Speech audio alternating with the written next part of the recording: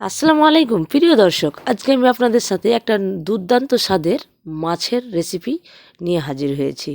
চলুন আমি কিভাবে এটা রেসিপিটা বানিয়ে নিচ্ছি আপনাদের সাথে শেয়ার করছি। আমি প্রথমে কিছুটা ময়া মাছ নিয়ে বেছে ধুয়ে ভালো করে পরিষ্কার করে নিয়েছি আর বেগুনগুলোকে কেটে নিয়েছি এইভাবে করে।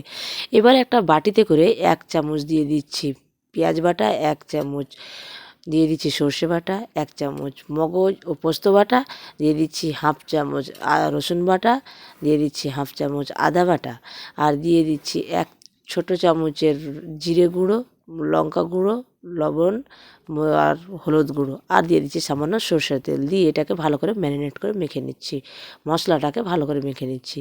এবার মশলাগুলো যখন আমার মাখানো হয়ে যাচ্ছে, এবার আমি এতে দিয়ে দেবো মাছগুলোকে, দিয়ে দিলাম। দিয়ে এটাকে আবার ভালো করে মেখে নেব। এইভাবে করে মেখে নিলাম। মাছগুলো যখন আমার প্রায় মাখা হয়ে গেল, তখন আমি এটাতে দিয়ে দিচ্ছি বেগুনগুলোকে দিয়ে আমি আবার ভালো করে মেখে নেব। আমি যেহেতু এটা ভাপা করব, তাই আমি এইটুকু রেখে আমি একটা সাইডে, তারপরে আমি একটা বাটি নিয়ে নিলাম, টিফিন বাটি স্টিলের। তারপরে এখানে আমি সব উপকরণগুলো যেগুলো মেখে রেখেছিলাম সেগুলোকে দিয়ে দিলাম, আর দিয়ে ভালো করে আমি সেভ করে বসিয়ে নিলাম। বসিয়ে আমি উপর থেকে একটু সর্ষের তেল দিয়ে দিলাম, আর দিয়ে দিলাম সৌন্দর্যের জন্য আমি উপরে একটা টমেটোকে কেটে গোল গোল করে দিয়ে দিলাম। দিয়ে আমি ঢাকা লাগিয়ে দেব। ঢাকাটা লাগিয়ে দিলাম। এবার আমি গ্যাসে চলে যাচ্ছি। গ্যাসে আমি একটা কড়াই বসিয়ে অল্প জল দিয়ে আমি একটা স্ট্যান্ড বসিয়ে দিলাম। বসিয়ে আমি টিফিনটাকে দিয়ে দেবো। দিয়ে আমি আরও কিছুটা জল অ্যাড করব এখানে।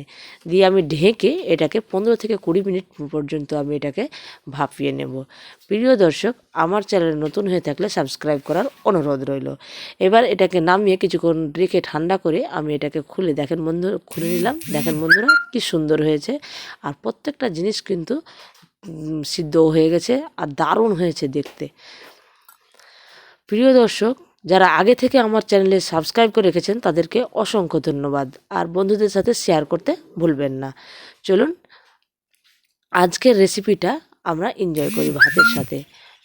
দেখেন বন্ধুরা, আমি নিয়ে নিয়েছি ভাত এখানে। আমি দেখিয়ে দিচ্ছি আজকের রেসিপিটা এইভাবেই। দেখা হবে অন্য রেসিপি নিয়ে। আসসালামু আলাইকুম।